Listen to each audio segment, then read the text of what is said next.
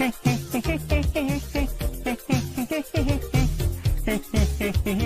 then another.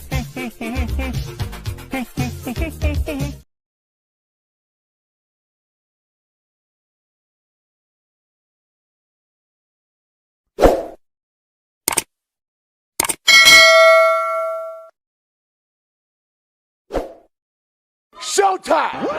Woo! Woo! Woo! Woo! Woo! Woo! Woo! Woo! Silent and profiling. Woo!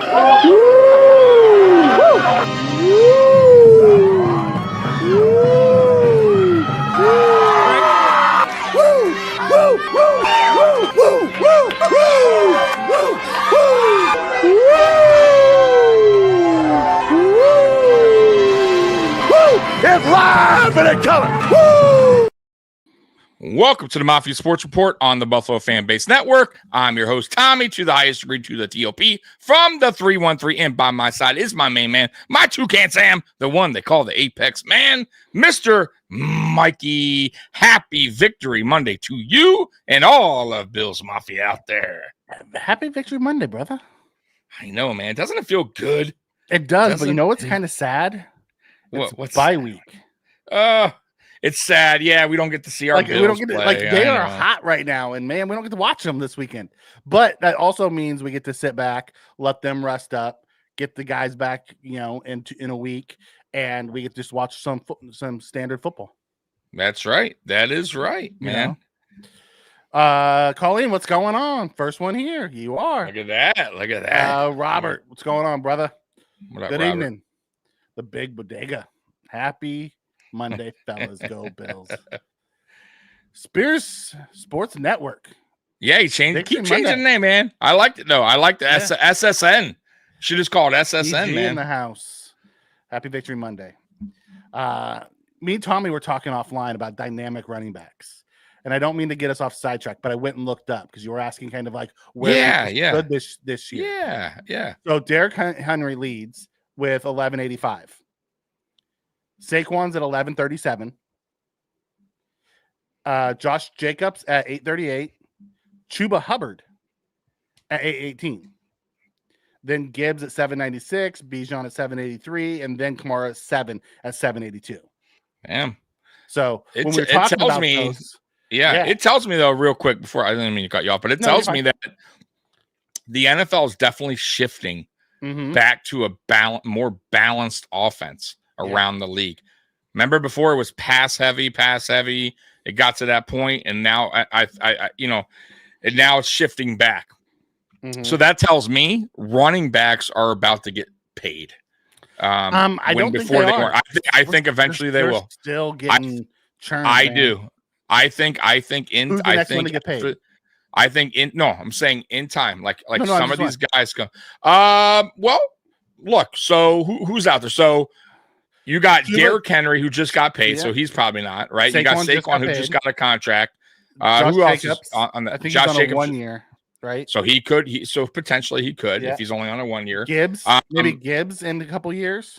Gibbs in a couple years. Yep. Bijan in a couple years. Bijan. Yep. Kamara just got his extension. Kyron Williams in a couple years. J.K. Dobbins, I think he's on a 1 year. Yeah, J.K. Dobbins is looking real good, man. He had so many injuries. Now he's back. Najee's is coming up on needing to get paid. No, he won't get paid a lot, but he'll get decent. And running he'll backs get he's actually having a decent season. Najee Harris, a lot better than he did last year. And draft picks too, Mikey. I think GMs are going to start valuing running backs maybe a little bit more than they did as well in the past, since the league is now shifting back to more balance. Yeah, we'll see how this plays out. I mean, James Cook's number 20 this year. He has 596 yards rushing. But he has it at 137 carries. But he has 10 touchdowns, I think? He has 10 touchdowns. Yeah, so I mean, he's not up there in yards rushing, but he's up there in touchdowns. Yeah, wild, right? Yeah, which, by the way, I would think the opposite. I was thinking Ray Davis would be more of the touchdown guy this year. But man, it is what it is. Colleen, you can't listen to the media. You can't, oh, it's the Bills Super Bowl. It's not our Super Bowl. Then you have people out in the X-verse saying you can't celebrate. You're just going to lose in the playoffs. Listen, everyone wants to poo-poo on us. That's fine. Let them poo-poo on us. Yeah. Enjoy your victory. We went out and we beat up the Patriots. No one else has been able to do it. Absolutely.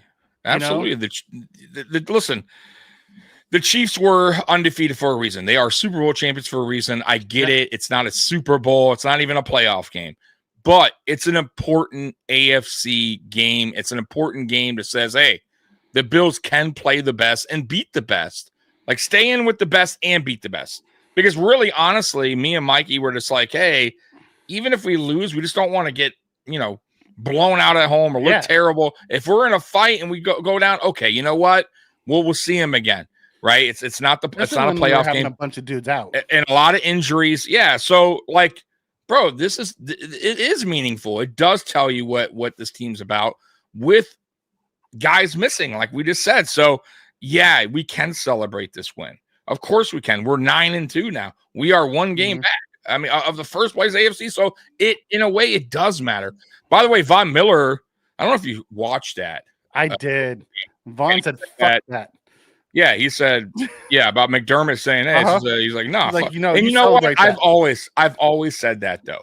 Going into certain games, I don't care what the coach says or certain players, because they always will, for the most part, go, Josh says what he has to say. They stay like, but I know, and and Bill's Mafia knows. Come on, man. There's certain games they circle on the calendar. Of course they do. There's certain games that matter more. Like Bills Dolphins rivalry is big time, right? No matter what. Anytime we play them, you know what I mean? Like, it's meaningful. Bills Jets, right? You know what I mean? It means a little bit more, right? I'm just saying. Yeah. So, yeah, that game meant something to the players. It damn well did. Well, you heard Amari, right? After I told you to go watch that. Yeah. And Amari's like, I haven't been excited and had joy about winning a football game in a long time. Yeah. Like, it's just different in Buffalo. Yeah, absolutely. And thinking about the places he's been. Raiders, Browns, like and Cowboys, but he said the Cowboys were like a business to him, Yeah. Just like, he's like, Buffalo's just different. It's almost like a college town experience. You know what I mean? Like, this team is almost a college football team. I think the last time he had a lot of fun was back in college.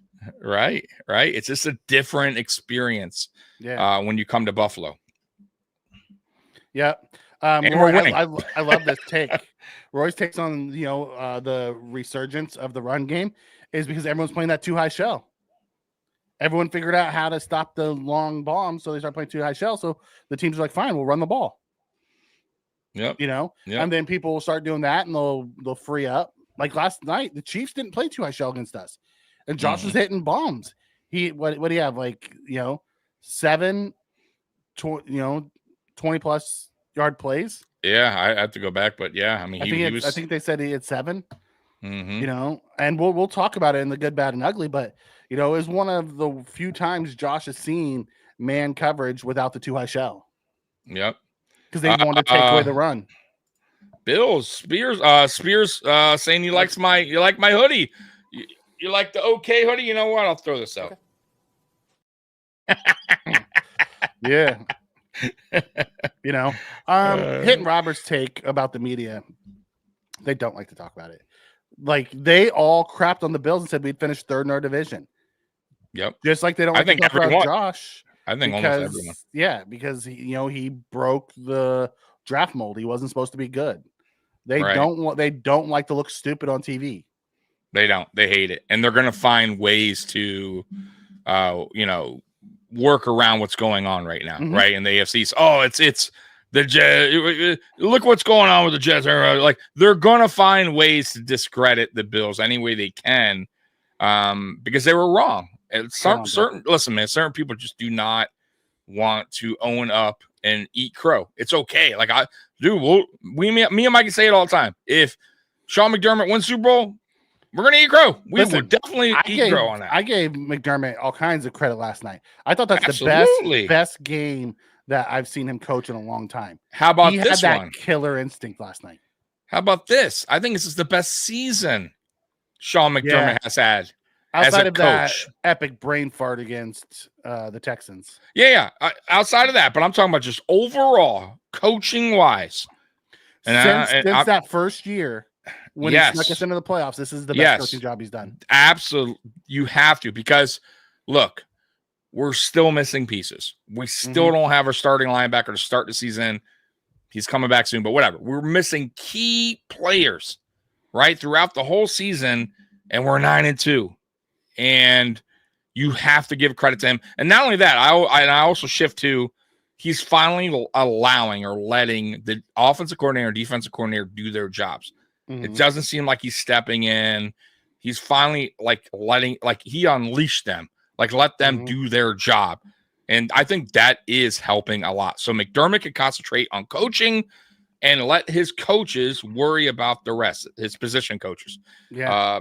That's what I think that's what's changed in McDermott a lot. And that's what's made him a better coach this year, in my opinion. Yeah, I don't disagree with that at all.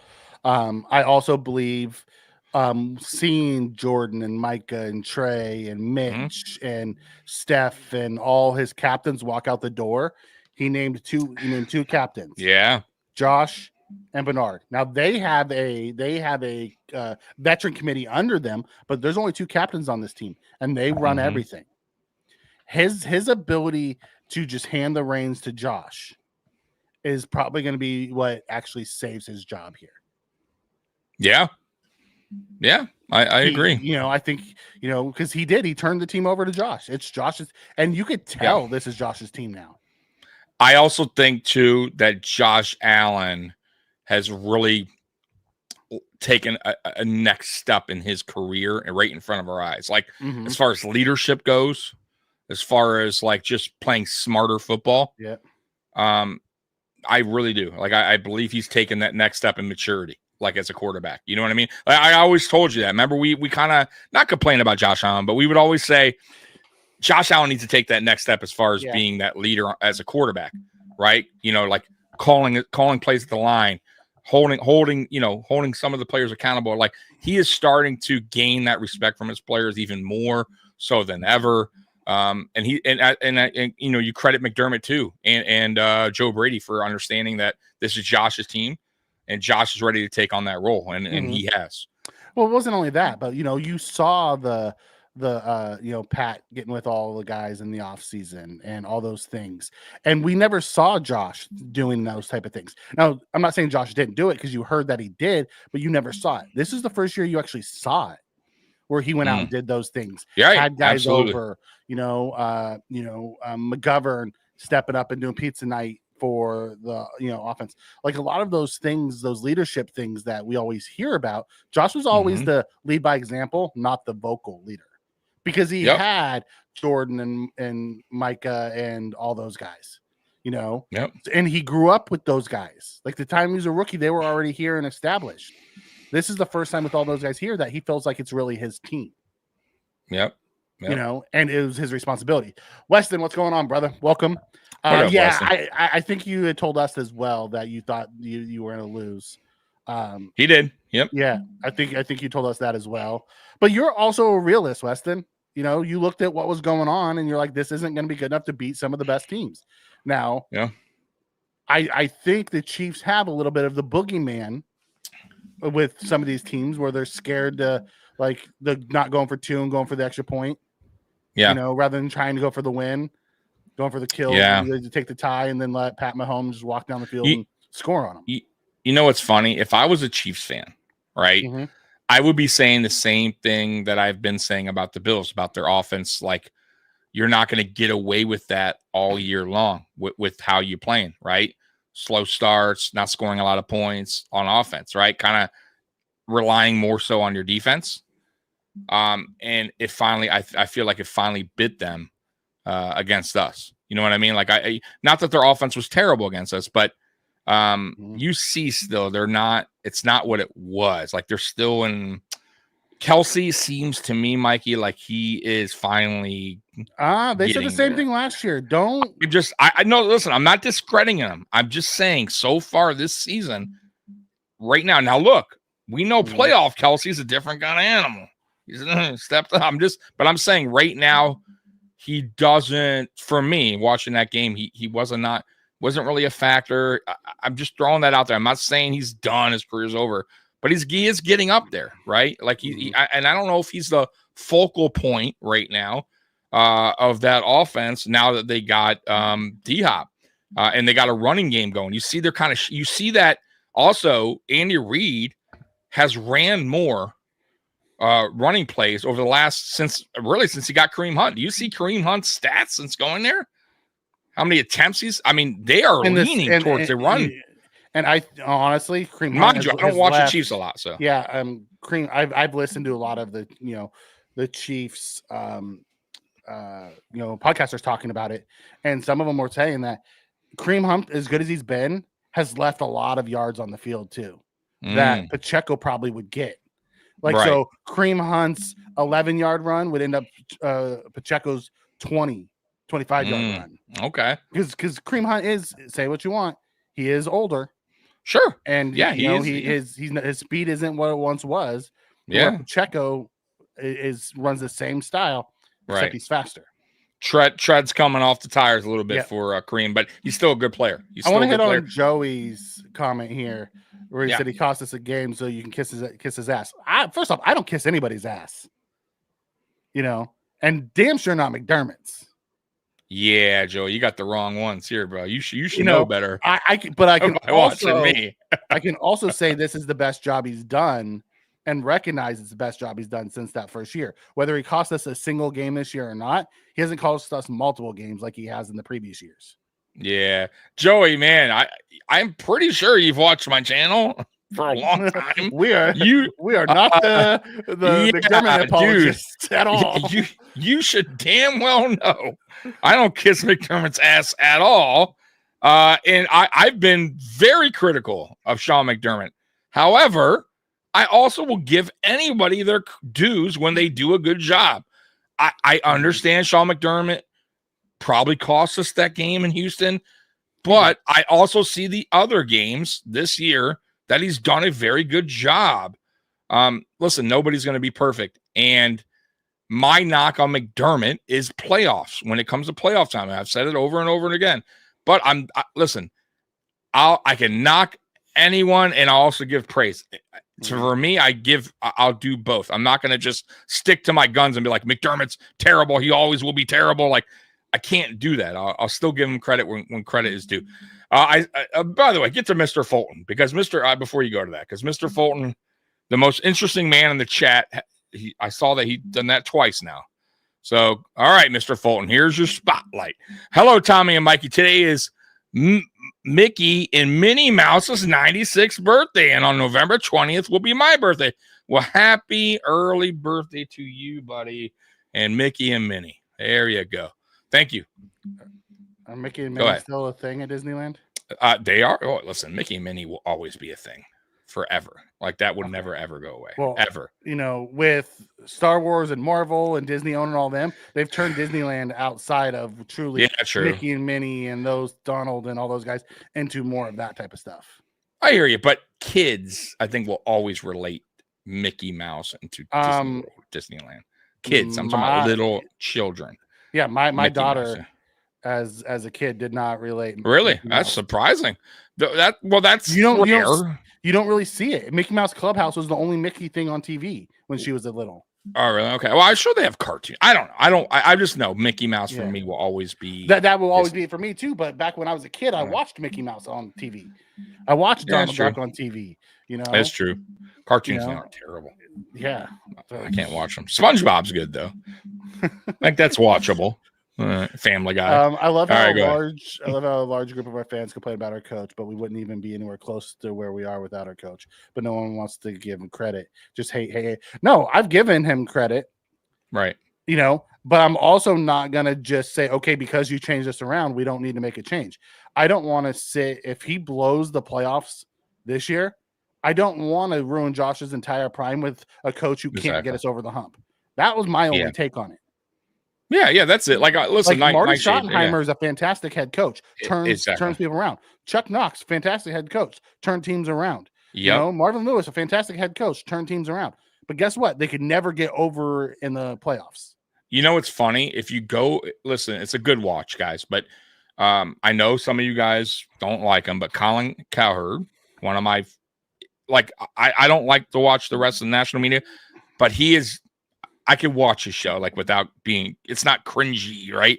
But anyways, he had the post game last night where he goes live and he talks about some of the games. They talk about the Chiefs-Bills game, and he had a nice talk about Sean McDermott, the kind of coach he is, and pretty much what me and you talk about, Mikey, about how McDermott is, what he's done for this team, turning it around. He is perfect guy. However, it's the playoffs where McDermott, and he brung up all the coaches you just talked about, all those guys that had this winning, culture, blah, blah, blah, can do everything, does everything good. But when they hit the playoffs, for some reason, they hit a wall and they just can't figure it out. And it's not a knock. It's just so far the truth. It is what it is, guys. We're not knocking them. We're just speaking the truth. When all we keep saying is, how many more years do we let it go on? That's all. And I think that's a very the reason good question to ask. We ask that is, are you willing to just ride with McDermott through Josh's entire prime? Right. Because you know why? You guys won't. If we keep failing. Yeah, exactly. And in the playoff, right. And at the end of the day, the answer is no, you shouldn't. The answer is you should eventually make a change because it will be too late by then. Once Allen's out the door. And listen, how you guys feel about Josh Allen right now? Like in the chat, just think about what we have right now at quarterback. We would all agree, and I think all of us will agree that he is almost a one-of-one. I would almost think that right now. The way he plays, his style of play is so unique and so different. His size, his speed, his arm, everything, his heart, everything he puts into that, it's so tough to find that, guys. I think I can find it. I think I can find a coach that's what I mean. I'm just throwing that out there. I mean, you'll look at some of the coaches that have been hired recently. Yeah. And we went with a defensive guy rather than an offensive guy. Right. You know what I mean? Right. We've had a chance at Sean Payton, Super Bowl winning coach. You see what he's doing with Bo Nix. We had a chance for Jim Harbaugh. You see what he's doing with the Chargers after what the Chargers have been doing. We've had chances for going, if we would have let Sean go, to have these last few years. We just they actually talked about, they actually bring that up too. Great point, Mikey, about Sean Payton, and look what he's doing in Denver already with Bo Nix, and look at the turnaround. That's all we're saying. Look, and if he wins the Super Bowl, dude, I hope he does. I hope he does, and I have to sit on there and say, you know what, I was wrong about you. Exactly. And that's all I want. I don't care. You know what I mean? I give him his dues for everything he's done here. I just want him to figure it out. And when it gets to the playoffs, that's it. Figure out what's going on and correct your issues at coaching. That's all. Correct him. And I think he'll be all right. And I think we can win with him if he corrects the issues. I mean, let's also take the look at, sometimes you have to go somewhere else to get over the hump. Andy Reid did. Yeah, absolutely. Right. And nobody ever talks about that. He had to leave. It's okay to say, I did fantastic. I turned this franchise around. It just wasn't going to be good enough. For whatever reason, it just was. Right now, I don't think we're at that point. The players still listen to him. He's also changed his personality over the years. He has. Yeah. This year, he's more light than I've ever seen him. He was laughing and joking, and he doesn't do that in season ever. The coolest part about Josh's run was Cybo stonewalling Chris Jones one-on-one. Cybo stoned Chris Jones multiple times yesterday. Yeah. Cybo's listen, as he continues on, crap PFF grades, but the dude plays. I don't get it. Great. Yeah. I think as he continues on in his journey in the NFL, he'll get better and better. He's young, guys. He's very young. Second year, bro. Yeah, and as they're saying, they're not sure if Baltimore will even make the playoffs this year. Baltimore's going to make the playoffs. Absolutely, they will. The only way they don't is if Lamar or Derrick Henry gets hurt, and then I could see it maybe possibly happening. Maybe. Yeah, I will say, at the end of the day, my last comment on McDermott until good, bad, and ugly, because he does fall in the good this week, is if he doesn't have control in the postseason, I'll be excited to see what the defense looks like, because you saw Bobby Babich running man in the second half with blitzings coming. We never do that in the playoffs. No, never. It's soft zone the entire time. Soft zone. Yep. That's when you'll know if he has his hands back on the defense. You just look at and the crazy part is he learned under Jim Johnson, who's the most aggressive blitzing defensive coordinator ever. But if you go back in McDermott's history, Mikey, when he took over in Philly, he was super aggressive and it cost him his job because he was over Carolina too. No, yeah, but he also found a way to ease up a little bit and let his line, and then he did the linebacker thing where he sent more of a linebacking blitz kind of scheme. And he kind of eased up. Oh, in Philly, they said he was overly aggressive, and it cost them. Yeah, Jim Johnson. Yes, and I think he just wanted to. It didn't cost him. He was the scapegoat for Andy Reid. Well, either way, scapegoat, but his defense wasn't as good. Like, you know what I mean? And he had to go. But lessons learned. I'm sure he learned. You can't. There has to be a balance. Mm-hmm. You get what I'm saying? And then maybe he went a little bit too soft when he came to us. I don't know. I don't. Maybe he wanted faster coverage for pass. I don't know what his thinking was on the defense, but we went light and fast. It seems like that's what he wanted. I think he did that because the defense has changed, or the offense has changed into passing. That's what I'm thinking. He needs to get back into I need some big run stuffing defense alignment. You know what I mean? To compete with the Hills and that of the Chiefs and then the Dolphins when they got all the speed. Mm-hmm. Yep. Yeah, Weston, your guys' run defense is freaking legit. Oh, dude. But you guys also played for the run and went man to man against our receivers and allowed Josh to hit some big throws. But you guys took the run away from us outside of Josh's crazy legs. Yeah, we had nothing. We could not get the run game going. But we also were missing our right tackle. I'm not saying that would have been any much better, but it might have been a little better, the run game. But no, your defensive line is legit, bro. Yeah. Chris Jones is a monster. No, he's a monster. Yeah. Yeah, I like Coward's a little wishy-washy for me at times. At times he gets a little Eisen. bit. Rich Eisen, he's one of my favorites. He's really good too. You're right. Rich Eisen, it seems like he keeps it real. Eisen. Yeah. Patrick too, but I think Coward, you're right. He can get a little TV-ish, like a little, how they all get. He flip-flops on his takes at times. Like he's like, oh, the Bills are, Mike Tyson, but they won't. And then we cut him to death yesterday, and he's like, oh, well, yeah, this is the best Bills team I've ever seen. Like a little, but a week ago, we couldn't play with Kansas City. We couldn't play that type of game. Yes, and I understand that, but for the most part, Colin Cowherd has. When I remember I'll tell you real quick. When Josh Allen was drafted, I remember him saying, "Man, this guy is never going to be good at pass accuracy. He's always going to." He kind of bombed on him, right?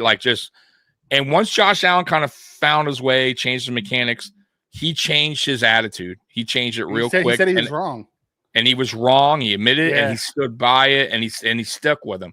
Yeah. There's guys like fucking the clown over Chris Sims, who's a fake, right? Who loves him one week, and the next week he's, is a turnover, and then but he's friends with Josh, and and he writes a song about corny song. That to me is fake.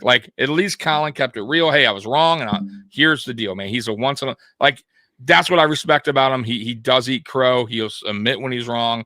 And you know what? I feel like his takes on our head coach are 100% accurate. So he likes our team. He feels like we are what we say we are. We're a good regular season team. We just have to figure it out in the playoffs. So I do think his takes are mostly right. Kyle Brandt is a big Josh Allen supporter. He's a friend. So he tries his take today on what was it with Colin? I think it was with Colin. I didn't watch the one today. I think he was with Colin today, and was he? Okay. Is he? I didn't watch today. Yeah, I think it was. He's either with Colin or he was with Rich Eisen, one of the two. I can't remember which one. Okay, because I watched both of them today. But he was with one of them. It might have been Rich because they're both NFL Network. And he was talking about, he's like, listen, don't write the Chiefs off. Let's bring this down. What Josh said is right. It's just one game. Was it a big game? Yeah, for the fans, it was a big game. But for internally, it was one game. He just needs to. He's trying not to be a fan because he has to be objective, and it's hard for him to be objective because he loves the Bills and he picks them all the time. Right. He's a big. It's funny fan. to watch him. Fan. Yeah. Cliff, I like him. He has a lot of energy. Or Ben Johnson wants a job. Ben Johnson's unbelievable, bro. I would take Ben Johnson in a heartbeat. In a heartbeat. He is. Let me tell you, man, that offense is creative, man. Yeah, I would also be sad because that means Joe Brady would be gone because Ben Johnson's not keeping Joe Brady. No, of course not. No way in hell. And I like Joe Brady. I'll tell you what I like in Ben Johnson though too. Like he understands when to do a trick play and when not to. He's creative. Like boy, that like he is definitely going to get paid. He's going to get a good deal wherever he goes. Well, wherever he wants to go. He had a chance to go to Washington and turn it down. Yeah, but he was smart to turn it down because I think the Lions have. Where he might go? I could see him going. I could see him going to either Chicago. Okay, I can see that young quarterback. Yeah, good receiving corps. Yep. I can see him going to Chicago, or I could see him going to Jacksonville. Right, another situation where you got a young quarterback, young running back that with speed. Yep. Like you got talent. You got talent. You just got to put it together. I can see him going to one of those two places. Absolutely. Tell me real quick: is James Cook good, and why he is good? Is or isn't he dynamic? He's not dynamic, but he is good. And he has 10 touchdowns, so I'll give him that. Everybody who's 2-3 seed has to play Denver in the wild round. Do not sleep on them. No, Denver's good. Denver has good defense, and their offense is sneaky, and they're getting better. They're getting better as the season goes on. Because I wasn't sold on their offense right away, Mikey. Their offense was clunky in the beginning, but that's because they got a rookie quarterback. But as you see the games go on, the weeks go by, you see that offense starting to click. Yeah. So that could be a scary team going into the playoffs. Kyle said on Eisen that we're not the best team this year, and it brings us down to reality that we shouldn't be overly excited. That's not exactly what he said. He said, he agreed with Josh not to be overexcited because we haven't beat them in the playoffs yet. It's not that we can't beat them in the playoffs yet. We haven't. He does believe this is our best opportunity, though, because we just went out and beat them without a bunch of our guys. And getting Milano back is probably the key that no one's talking about. Right, exactly. I'm with you there as well. And that's the reason why we lost last year is because we had no linebackers. And we had no linebackers, not even Bernard. So ate our freaking lunch. Absolutely. And I think almost any any good tight end would have done that too. Yeah. With any good car coordinator. You know what though? I'm going to tell you right now on that take with the whole we're not the best team. We aren't the best team. I think the Lions are the best team. But I'm going to tell you right now, I feel, in my opinion, right now, after beating the Chiefs, we are the second best team in the NFL.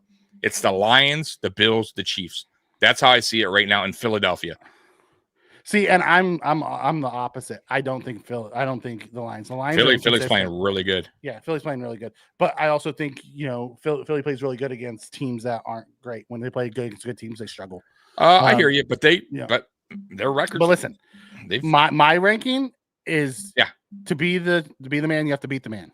Absolutely. So I will still put the Chiefs number one until someone knocks them off. I'm talking about regular season. I'm talking about right now, like as we speak today. They're 9-1. I'm talking about how teams are playing today. I'm not talking about like going into the playoffs. Who's the team to beat? They still find a way to win. They're still number one. I don't think so. I think the Lions now. If we were playing like crap, are playing the best football. I'm talking about who's playing So you're saying who's playing? Listen, Mikey, I'm not saying. Like you're looking at it like, man, and I agree with you. The Chiefs are still the team to beat. I get you. As long as I got Reed and Mahomes and Jones and that I get it. But I'm talking about I'm with you. I'm 100% with you. But I'm talking about who is playing the best football right now, right? Through what? What are we going on? Week 12 through, right? We're week 11 now, going to week 12. I would say as we speak, the Lions are playing the best football right now, and I think the Bills are on that streak of playing the best football because we have won, 5 in a row? We just beat the Chiefs, who were undefeated, and because of that, I think we go up to that 2 spot. I think the Chiefs were number 2, in my opinion, because they were undefeated. I had to put them up there, but the Lions right now, mind you, Mikey, they lost their best edge, and they're still playing at a high level. and they added that guy. I forget his name. I always forget his name, but they just added who is a good piece for them. Yeah. So they are a dangerous team as we speak. But like you said, playoffs are a totally different story. And the Chiefs are still the team to beat. I think they're good. I don't think they're as good as everyone making them out to be because they won 52-6. No, forget about that. Forget about that. Yeah, I'm not looking at that. I mean, they beat up on some pretty. Yeah, sort of the Dolphins back last year. I get that. I think the Lions are good. I think they're the best team in the NFC. I don't think you can put 1, 2, 3. I think you tier them. Okay. I think the Lions, Bills and Chiefs are the 3 best teams in the That's fair NFL enough. right now. I'll take that. Yeah. I'm not. And how you want to rank them could be week to week. Yeah. At the end of the day, I think those are the 3 best teams right now. And then if you want to throw in, how people are playing, the Eagles and the Chargers are playing really well.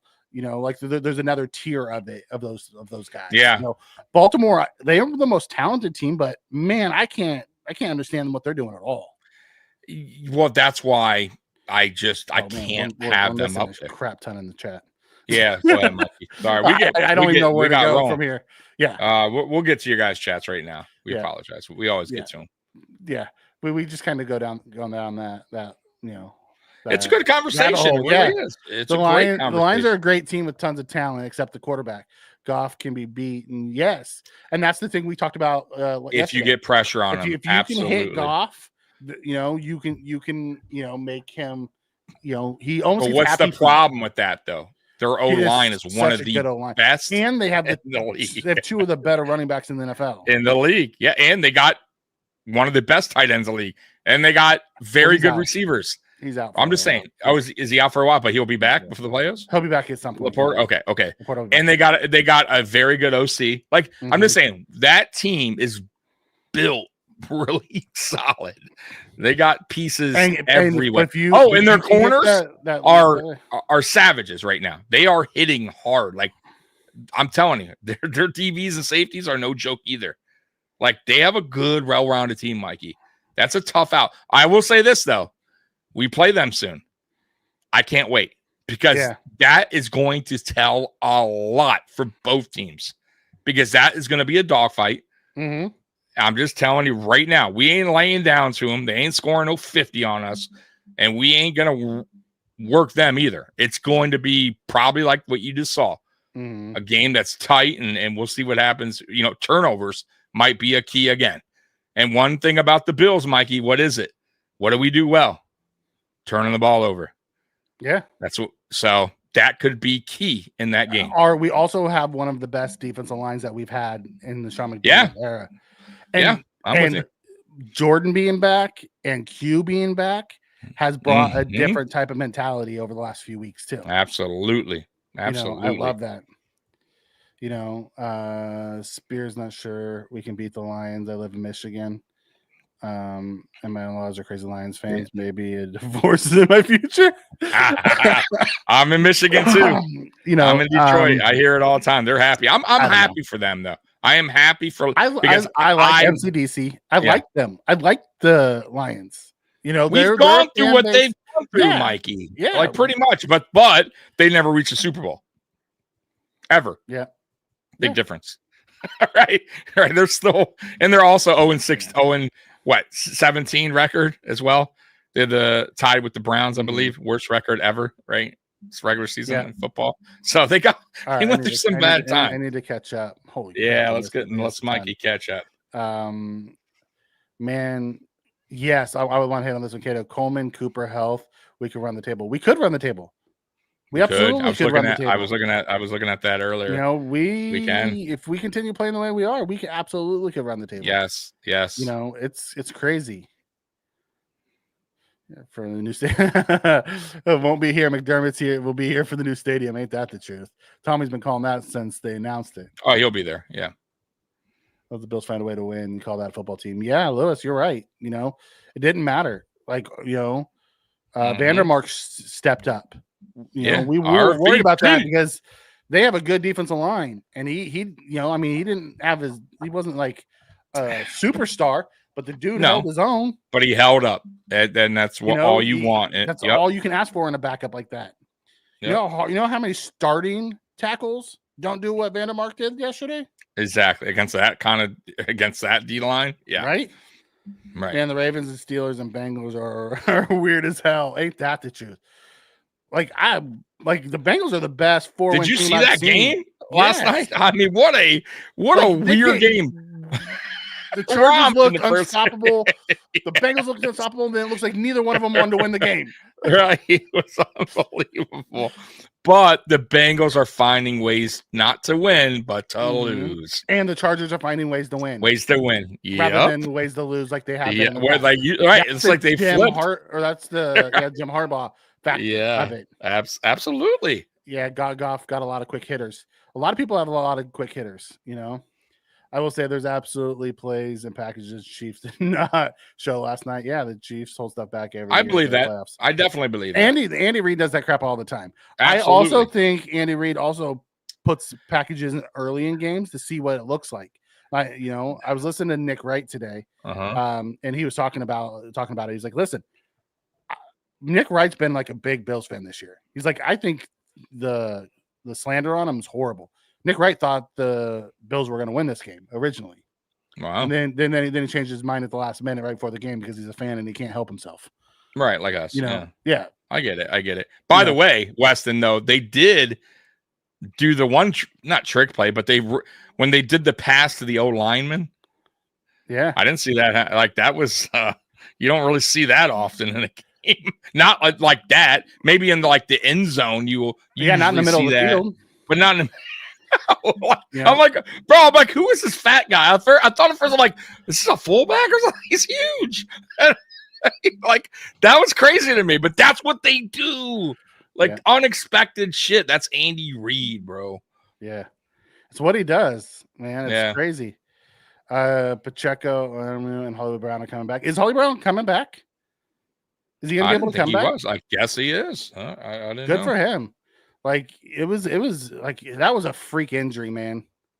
How he got hurt and then had to have the surgery. I know. Thought he would be back and then he had to have. That sucks. It does. Yeah. Kind of like the Vikings, the quarterback. Yeah, he's having a second one. I mean, McCarthy. It's what wild, huh? There's like 10 more. Yeah. He's just a mastermind. It's the reason why they call him the greatest offensive mind in football. Yeah, it's so he's coming back in December. Okay, that's nice. Hey, it's perfect. Hopefully he can hold up because he's also small and he gets hurt a lot because he's so small. Right. That was the problem with him. What's going on with why Weston's in here? What's going on with Rashee Rice? Is he coming back? It was really cryptic on what was going to happen with him. I forgot about him, Rashee Rice. Yeah, because remember he got hurt, and then they're like, well, he might be done for the year. And then they're like, well, maybe he won't be, and nobody knew. And I never heard what was going to happen with him.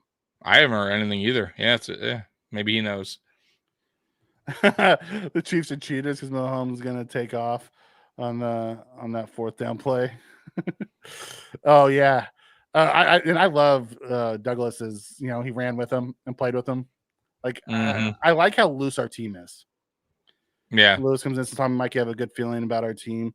We'll make it all the way this year because our defense and offense will be healthy. That's the thing. Can we stay healthy? I hope so. That's the thing with the Bills. Can they be healthy? We haven't yet. Yeah, we haven't yet. We have small backers, man. We have small backers, and that freaks me out. I hope, bro. I really do. I would love to keep our defense healthy. It's been a while. I couldn't tell you I mean, it's been a while since we actually went into the playoffs with a full team. I would say since the New England game. Is that right? When we whipped up on the Patriots in Buffalo, did we have a complete team there? We didn't have a full team there. No, jeez, man. We haven't had a full team since Trey White tore his ACL in that Thanksgiving game. Remember? Jeez. And that was the 13-second game. That was the 13-second season, so that was the Patriots season. No, we haven't had one since 22. 2021. About 21 we had a complete. Yeah. Did we have a complete? We haven't had one since 21. God, every year we've lost one of our star defensive linemen, brutal linebackers, corners, safe. 1 year we were playing with our fifth string safeties. The next year we were playing with our sixth string linebackers. Yeah, it's wild. Just couldn't keep them healthy. Nope. And now everyone's wrist is broken for some reason. I know. Yeah. That's crazy. Finally used Samuel as a legit wide receiver. I told you guys throw the ball down the field. You have a gunslinger, not a pea shooter. Samuels looks healthy for the first time all year. I think somebody mentioned that they said about that he is dealing with that turf toes thing, which of course how many times did I say that, Mikey? All year, right? Did I not say Samuel's not right? Like Samuel's clearly hurt. Put him on IR and let him heal up. I said it so many times. Like it really was a waste to have him. I'll be honest with you. We could have put him on IR to start the season, and he might have been after 4 weeks. Like he could have been healthy, but playing on something like that is just going to aggravate it. So this bye week, you can see he's starting to get a little better, like maybe feel a little better, maybe sealing up. But this bye week is much needed for a lot of players, including him. So I think you will see a better Curtis Samuel moving forward. At least I hope so, that you'll see more of what you saw against the Chiefs. Mm-hmm. It'll be interesting to see. Rashee Rice might be iffy. They said it wasn't a tear; it was more of a severe sprain with inflammation of bone bruise. So he may be back. I remember they said. I remember hearing about it, and then it like disappeared because it was time for trade deadline stuff. Okay, Milano's huge. Milano's probably the biggest return. That getting him back and putting him and Bernard together was going to be awesome. Mm-hmm. I'm ready to see that. Can't wait to further get Carter and Smoot back. I'll be interested to see what they do with Carter because they brought in Phillips and Jefferson, so there's not room to bring him back onto the active roster. I wonder what they're going to do with Carter. It is interesting. I thought he was playing pretty good. I'm not going to lie. Like I thought Carter, he was starting to play really good. Yeah, I thought he was like looking like we had something there, and I still think we do. But yeah, that will be interesting. I'm curious what they do with that. Yeah, me too. Because there's not room to bring back those guys right now. So when we bring back Milano, one of our linebackers, whether it'll probably be either Morrow or it'll be Eddie U, will be gone because Milano will take that spot. When we bring back Carter, it's one of the D linemen have to go. So I'll be interested to see who it is. Yep. Did you see Samuel's end zone celebration? He's healthy, Tommy. Yeah, he did the flip. Yeah, he's finally healthy, which is awesome. Yeah, let's be careful on the flips, guys. Okay. Yeah, right. The Cowboys games are boring, man. The Cowboys are so bad. They're, the crazy part is it's 17-10. Right. I was just about to tell you, it's not like Houston is walling me, and it's a close game. Going and a half, yeah, 17-10 almost. 1 minute to go. To be honest, Tommy and Mikey, the only team I'm worried about is the Lions, but I know the Bills will not go down easily. I can't wait for that game. There is 4 teams I think that can play with the Bills. 2 of them in the AFC, and I think 1 of them in the NFC. I think the Lions are the team in the NFC. And depending what Eagles team you get, it could be the Eagles as well. That's true. But I think the 2 teams in the AFC, I think it's the Chiefs and because say what you want, it was still a game until the last 2 minutes when Josh ran for the touchdown. Oh, absolutely. It was a dogfight. Yeah. We don't get that 4th down, we probably lose. I'm going to be real with you. We probably lose. You can't give Pat Mahomes the ball. No. Because we went up 9 and he just cut us like butter. Just right down the field. 10 plays, 70 yards, touchdown. Boom. Like it was nothing. It was nothing. I don't think they ever got to a 3rd down on that play. I don't remember. I just remember damn, they're already. I really don't think they ever got to a 3rd down. Damn. That was a quick response. It was 7 yards, 12 yards, 6 yards, 13 yards, 22 yards, 3 yards, all the way downfield. I really don't think they ever got to actually 3rd down on that drive. It was crazy. Yeah. But the other one is Baltimore, and that's because of the playing style. The playing style. Yep. That physical. Baltimore and Kansas City are the 2, which is why I kind of hope they have to play each other and beat each other in the playoffs. That'd be great, right? Yeah. Yeah. Right. Let them penalize each other. Right.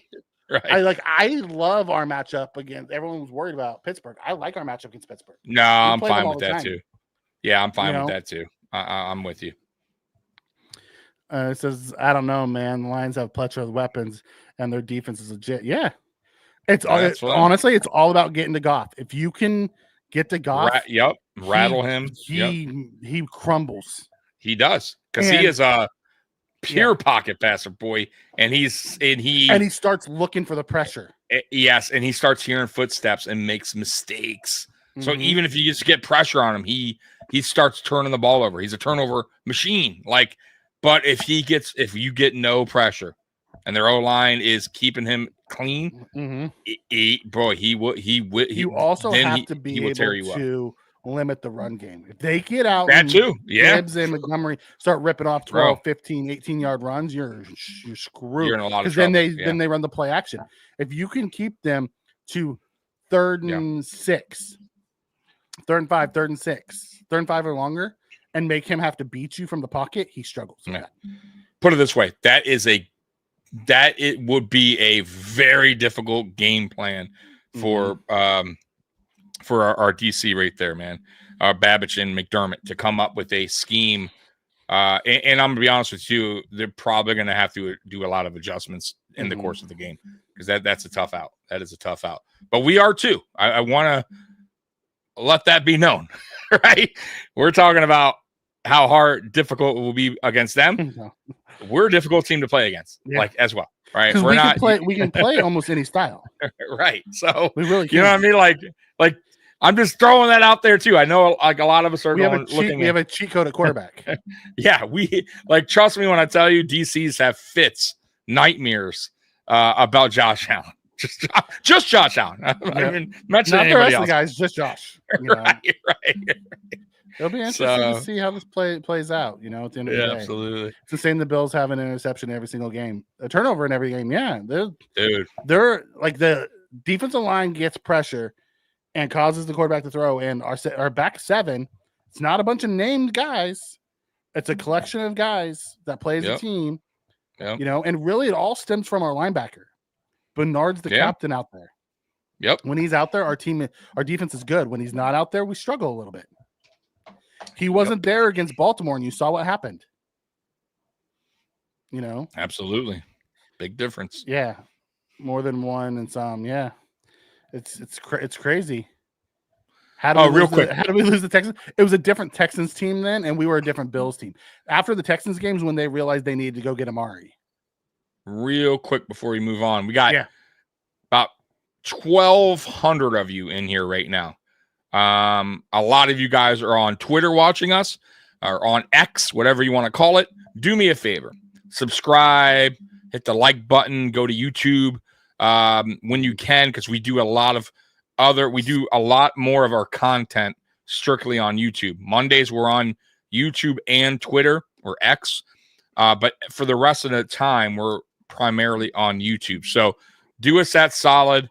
And go to the channel and subscribe, and you'll see a lot more content out of Mafia Sports Report. All right, go ahead, Mikey. That is great. Please don't ever call it X. I know, but I don't know. I'm trying to stay ahead of the time. I don't know. Yeah. It's called X. Triggs asks, how do we lose to the Texans? They were a different team when they had Nico and Diggs and all those guys, and we were still without Bernard. He was still out. And we were without Cooper and some of the, without Cooper and Samuel and that was Matt Collins was our wide receiver, won that game. Yeah, that was we were still because it was early in the season, we were still getting. We just came off a bad loss too. It was just players down, and then on the road. As bad as we were, we had a chance to win at the end, and our head coach, for whatever reason, decided to start chucking the ball from like the 3-yard line. And it wasn't like short stuff; they were throwing deep. Yeah, he had a meltdown. Like, I have no idea what that was about. Why I'll never know. And he learned. I hope, you know what though. In a way, I hope you learn from it. Right? It's early in the season. Fine. You know what I mean? Don't do it again. Like, if we're in that same situation, don't do that again. That's all. Take that as a lesson learned. So with the way the 49ers and Rams are looking, when do you think we bring back Milano? we talked about it. We both think Milano comes back for the Lions, but we don't believe Milano will be a full-time starter when he returns. We believe they're going to have packages for him and work him in because you don't need to yank Dorian off the field right now. Dorian's playing really well. Yeah, there's no reason to. But you can have packages for Milano and bring him in series. You can have Dorian 2 series, Milano 1, or do switch series, or however they decide they want to bring him back to get him, used to playing again. But I think it's going to be the Lions. There's 6 games remaining in the season for us, right? Or 9-2. What they're going to do, how I feel, is they're going to ease him back in that Detroit game. And they're going to ease him, just keep easing him in. And by the time we hit the playoffs, he will be the starter full-time. Like, he will be taking over Dorian's spot at that time. That's how I see it going. How do you see it going? You feel the same, or you still feel like they'll still kind of throw packages out there in the playoffs? I kind of feel like no, I think they're going to ease him in, and then once he's fully, I think Dorian just becomes the third linebacker when we go to the goal line package, and Milano and Bernard are going to be the starters. Yeah, nothing wrong with that. Yeah, that's exactly how I feel. Yep. It's just when we need a third linebacker for whatever package, that's when you'll see Dorian. Yeah. That was always going to be Dorian's role this year. Milano got hurt, so he had to step in. Yeah, and you have to put Milano in there, guys. I know a lot of you guys like how Dorian's playing. Dorian is playing. Man, I honestly, guys, he's doing. My expectations weren't that high. Like, they were high, but he's definitely going. He's living past my expectations. He's playing past my expectations. So, Dorian? Dorian. So he's played really well, but he's not Milano, a healthy Milano, or you know what I mean? Like, he just doesn't. He's not well rounded as a linebacker as Matt Milano. Dorian's always going to be, and I think he was always supposed to be next year before Dorian really stepped in. He was always, I think Dorian is going to be part of that package. He's going to be linebacker 3 until Milano's gone, and then he'll have a chance for linebacker 2, and we'll see what we do. Kato comes in and says nobody on our team can't check Williamson. JMO can check him. No one on our team can check him, or can't check him. I'm not sure what you're trying to get at there. If you're saying that there's nobody on our team that can, JMO. Yeah, JMO's really fast, but we play against Tyreek and Waddle, who's just as fast, and we check them. Exactly. So I'm not all that worried about JMO. The one that worries me in the receiving core is St. Brown. Absolutely, because he's a slot guy. He does everything. And he's I love that Toronto will go up against them, but they move him all over the place. No, he's all over the place. He's a monster. And we tend, like, the way our defense is set up, McDermott or Babbage, we play speed pretty well. Like, we don't let those guys usually beat us. It's just the way the defense is played. So I'm not concerned if that's what you meant about him. Yeah, I'm not sure what you meant, but if that's what you meant, I'm not worried about JMO either. Like, he may get a catch here or there, but you have to remember, we're used to playing those fast teams. Exactly. Yeah. I'm still stunned we got 2 on Mahomes. Mahomes has been giving the ball away a little bit more this year than he normally really has. How many interceptions now does he have? Crap. Let me go check the stats. Give me 1 second. I'll tell you. Yeah, because he's up there. I thought he had he finally got to where he had more touchdowns than interceptions. Yeah, he was up there. Let's see. Josh is 7th in passing yards. So he's getting because he's been passing a little bit more. And he's 6th in passing touchdowns. Yeah. It's crazy. Yep. Let's see. Patrick Mahomes tied for the league lead with 11. Damn, 11. 15 touchdowns, 11 picks. Yeah, that's quite a bit. He's tied with Geno and Jordan Love. Yeah, that's quite a bit. That's a high number. You don't want to be that high. That's kind of where Josh has been living the last few years. Yeah, and I don't like it. I never liked it, but it is what it is. I mean, we also understood what, and a lot of those interceptions weren't really on Josh. I'm just throwing that out there. Half of the interceptions he has this year is not on Josh. So, yeah. But on the stats, they're there. Yep. and some of that's with Patrick, same way. Yeah, absolutely. Really I'm sure all of them aren't hit on him. Like, he was absolutely the first one yesterday. He got hit as he was throwing the ball, sailed on him. That happens. Yeah, the last one was on him because he was just trying to make anything happen. Yeah, just trying to do something. Yeah. He was just trying to make a play. And honestly, it was a great play by Bernard to get there. The dude was absolutely open. You know what play was really good that we didn't talk about yesterday?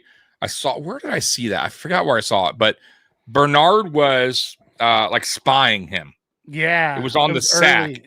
Yeah, and he like it looked like he was first he would look like he was gonna maybe then he backed up like he was gonna play coverage, and he spied him, and then he fucking bolted, bro. He bolted, dude. We spied him almost the entire game. Like anytime he left the pocket, he had someone in his face. Dude, he was like a bolt of lightning, bro. Yeah. like he got there quick on Mahomes. He was a blitzing linebacker in college. That's why I kept telling you, I don't understand why McDermott doesn't try more of linebacker blitz. I've been saying it forever. We can't, like, dude, certain guys get home. Even Matt Milano gets home. Like, dude, and when Matt Milano hits you, he freaking breaks you in half. You know what I mean? Like, bring him once in a while. It's okay. Ooh, this is a great one. Is Daniel Jones' career over, or will he have a Sam Darnold last? I heard he got benched. Is that true? Yeah, he got true for Tommy Cutlets. For Tommy Cutlets. Oh, they're doing. Hey. Well, here's the thing.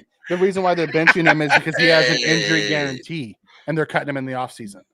Wow. So they have to pay him the other $78 million. What a disaster. If I'm him, bro, they got to pay him still? Oh, dude. If I am him, 70, dude, I'm calling. No. He's already got all his money.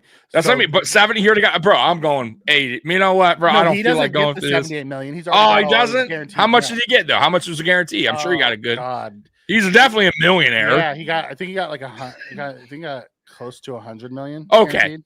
He can walk away, Mikey. Is my point. He could go. You know what? I don't really want to do this. But he probably does. He'll probably be a backup. He's not going to have the Sam Darnold return in 5 years because he was never as good as Sam Darnold. You know who did that? Him getting picked number 5 was way overdrafted. Like when we overdrafted EJ Manuel. That's the type of career that he's ended up having. The Giants just doubled down on it. Who was the guy? I'm trying to look him up because, man, I just had him on the tip of my tongue, the name. Todd Marinovich. Do you remember him? No. You don't remember Todd Marinovich? Oh, my God. He was like his dad. So real quick before we move on, his dad, you got to look the story up. If you don't know, I can't believe you don't remember him. So I bet the chat does. Anyways, he was this college player out of college, got drafted high. Let me see where he got drafted. He went to, let's see here. I believe he got drafted by the Chargers, I want to say. Let me see here. Was he one of the 100 ones that were drafted over Brady? So he got drafted. I'm trying to, man, I wish I could go to it. The Raiders. I apologize. In the Raiders. He was first round pick in the 1991 NFL draft. Okay. So his dad basically forced him to play football as a kid, right? His dad was tough on him and got drafted and he hated it, Mikey. Never wanted to play. Got drafted high, got a contract, and he was terrible. And he took his money and he went and played. He went and surfed. Good for him. Yeah, that was it. Like, of course, he got in trouble. Went to prison, went to jail for a little bit for DUIs or whatever. But either way, he was like, "Yo, I'm done. Like, this is never for me. Thank you for the contract," because they paid him. You know, that's back when rookie contracts were guaranteed. Yeah, dude. Yeah, dude. You got to look it up though. It's whenever you get time, look up the Tom Marinovich story. It is great. Okay. Carter Himpton says it's crazy to think the 49ers probably won't make the playoffs. I know, right? It's crazy. I can't believe that. You know what's crazy is the Cardinals are probably going to win that division. And everyone was saying how terrible they are. We beat a terrible. Yeah. I kept telling people the Cardinals are one of those sneaky good teams. Like they really are, bro. Like now, sometimes they don't come to play. That's their downfall. Like that's their knock, right? Not every game they show up, but when they do, and they're playing at a high level, that is a tough team to beat. I'm gonna tell you right now. Like Kyle Murray is a good quarterback, bro. When he's on his game and he's playing. You know, when he's paying like focus and dialed in, he is tough, bro. He is a tough out, bro. Tough to take down, tough to get, good arm. Like that team, that they have potential. They do. Like I could see that team upsetting a team if they get in the playoffs. Like that's the kind of team that will be an upset team. You get what I'm saying? Yeah. Sorry, I was eating something. No, you're good. You're good. Yeah, I'll be interested. Beth comes and says, I think they'll bring Milano back in the Niners game before the Lions. It'll be a bit limited snaps just to get his feet wet for the playoffs. That means he'll be back right after the bye. Maybe. Yeah. Like they have to pull him off after the Niners game. His 21-day window ends after the Niners game. So maybe they do bring him back. DG comes in and says, when Milano comes back, he'll be on a snap count until he's back up speed. Absolutely. And he should be. We have plenty of time. Yeah. Milano definitely breaks ribs. Ask our QB3 where's ribs at. Right? Mike White. Not only is he being benched, but he's going to QB3 on depth chart. Yeah, the reason why for that, Connor, is because of the money. They don't want to. He has an injury guarantee, and they don't want to pay him the other $78 million. So they're making sure that he doesn't get any more snaps. Yep. Could he go to the Raiders? He could go to the Raiders, I guess. No, I think he's talking about Tom Marinovich. Oh yeah. Okay. Yeah, and by the way, he played for SoCal. Daniel Jones going to the Raiders. He's a SoCal guy. Isn't that where you're at? Thing, right? Who, Daniel Jones? Yeah. He'd be like a Raiders quarterback. They would do that. Yes. I could definitely see the Raiders doing that.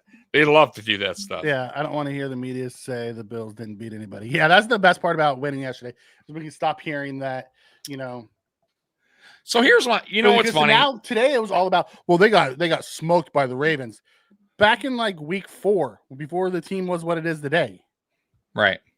So here's how I feel about that whole talk about like who have you beaten and here it is, man. Like here's my take on it. Mikey. Every week, every Sunday, it is very difficult to win a football game. I don't care who you play against. The worst team. It is hard to win week after week in the NFL. It is very tough to go 9-2. I'm just throwing that record out there. You're going to have some setbacks. You're going to have some injuries along the way. You're going to lose to some teams you shouldn't lose against. I go back to the Ravens beating us, and then they're losing against like the Raiders and the Browns. Like it is, guys, it's very, like, I never get caught up in the who have you beaten talk this far into the season. The national media does. No, I know. I'm just saying, I get that. I'm just going by how I feel. Now, I will say this, though. What I do say matters is when you look at a team like, let's say, the Dolphins, and you're looking at like their coaching record and go, okay, Mike McDaniel's only beaten a team since he's been there over 500 once or twice. Like, that's terrible. Like that, I'll go with. Like that, well, that tells you a lot more, right? That's the history. You're right.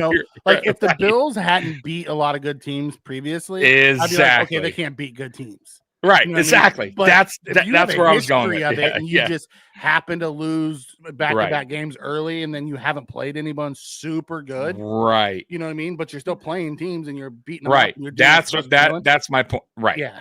I get that. You get where I'm going? And if you've been a good team for a long time, like the Bills, they can't knock us for not being like we've been a consistently good team. We have won the East now going on 5 years. Like it doesn't our record is our record. Like we're beating teams we should beat, and we just beat a 9-0 team. Like there is no, I don't care. Like I said, every weekend it's very tough to stay consistent and win and win and win and win and win and win. Why do you think there's only one team ever? Right? I'm just throwing that out there. Now, the Patriots technically went undefeated in the regular season.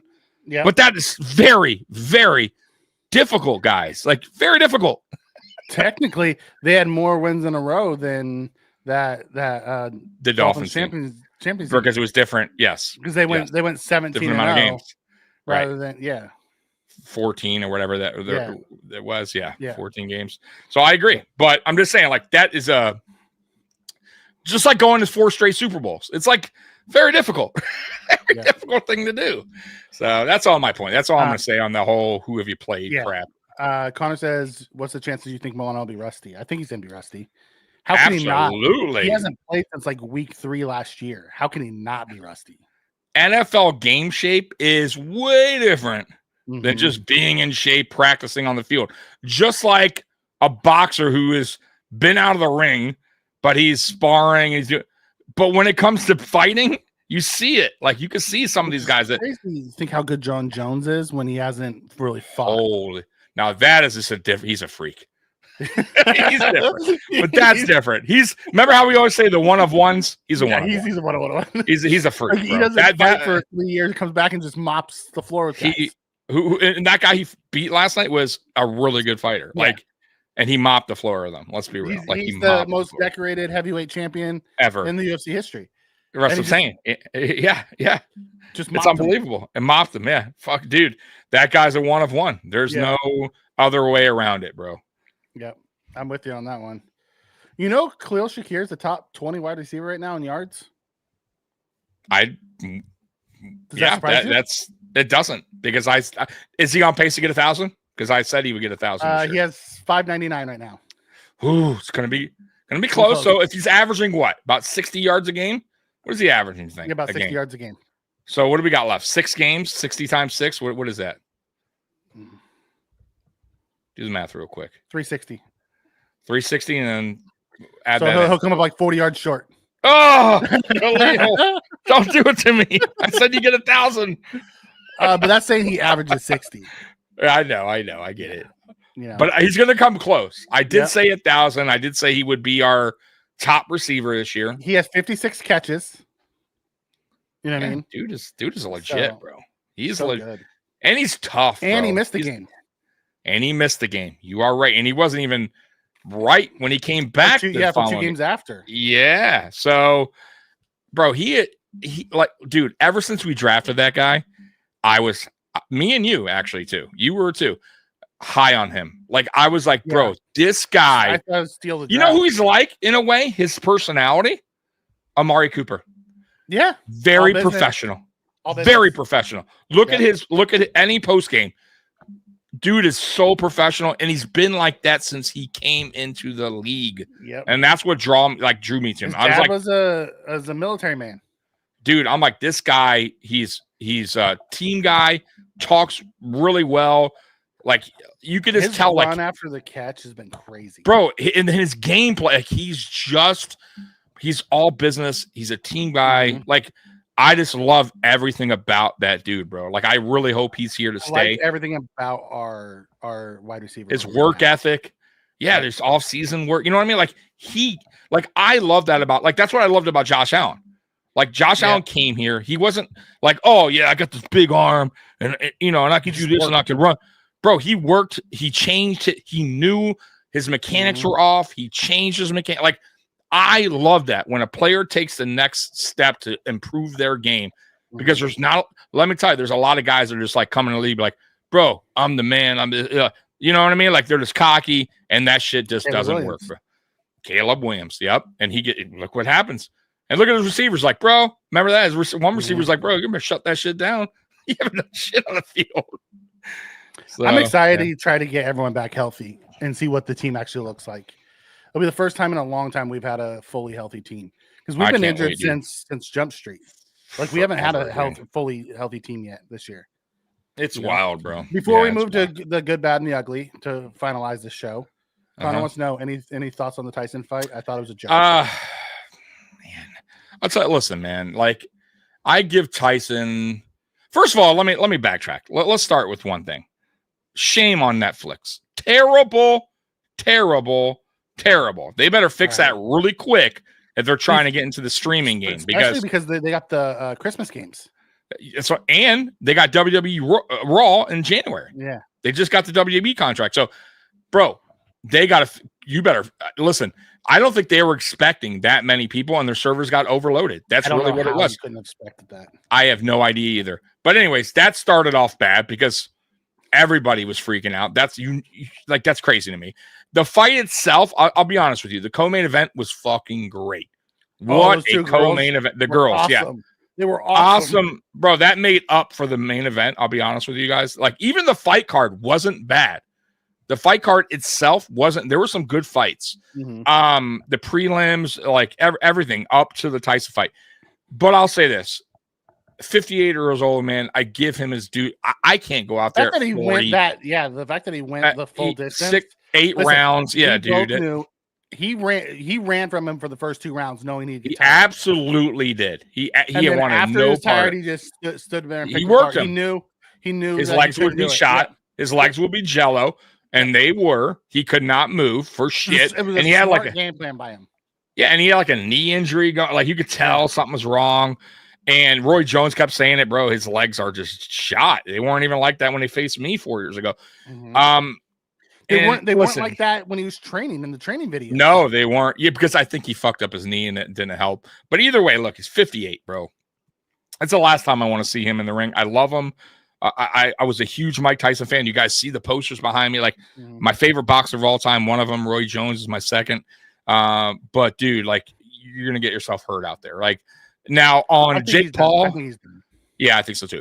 On Jake Paul, bro, if you really want, fight somebody, fight a real fighter, fight a actual guy that takes that shit serious. And the one that he did against Tyson Fury, he lost.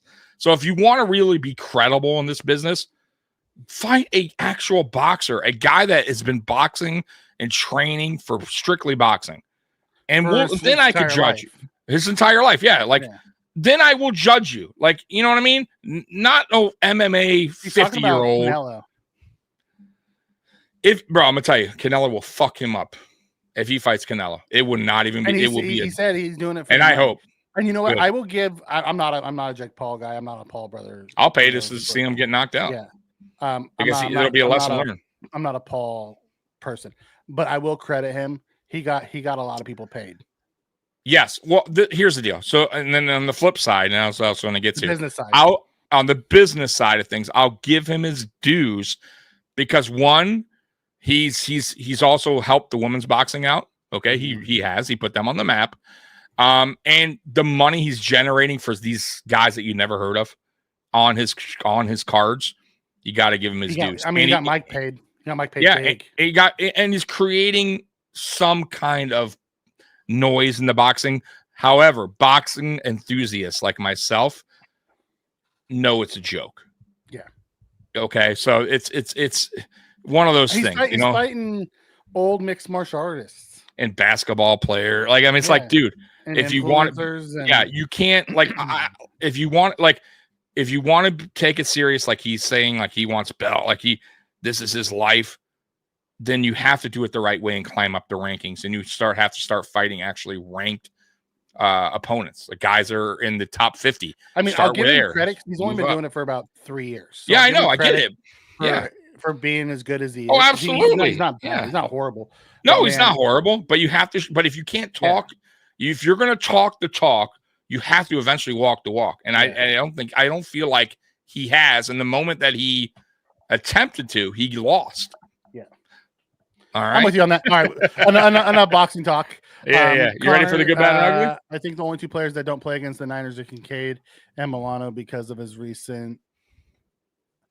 recent Kincaid's injury is. Do you think Kincaid's back for the 49ers? That's a great question. I have no idea what his injury actually is. Yeah, they didn't put him on the IR. Nope. They didn't put Coleman on the IR either. Nope. I think here's the deal, man. I think Kincaid. They didn't put Cooper on there either, but he's playing with how about this? A cast on his hand. I think Coleman and Kincaid come back against the Lions. I think they both are not. Yeah. You think I think Coleman Milano. come back? I think they all 3 come back. Yeah, I don't think so. I think Coleman was a little bit more serious. So you think he's going to be out for the Rams too? I think so. I think they're gonna. I think they're being real careful on him. Yeah, I do. I think they should have put him on IR. I think it was a little bit more serious than they thought. Now I could be wrong.